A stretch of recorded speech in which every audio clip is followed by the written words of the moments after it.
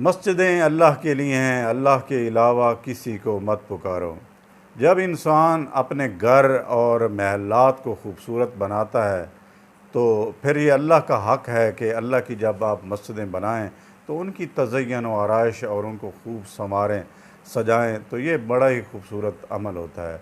जब इंसान अल्लाह के घर में मस्जिद में दाखिल होता है तो अपने आप को सरेंडर करता है अल्लाह के सामने, सजदा रकू क़याम करता है और फिर एक बड़ा ही खूबसूरत तल्लक बनता है इंसान का। जिस तरह का इंसान का तल्लक अपने रिश्तेदारों के साथ आप वो देख चुका होता है, इसी तरह का अल्लाह सुब्हानहू व तआला के साथ एक जो है वो यूनिक किस्म का तल्लक पैदा होता है।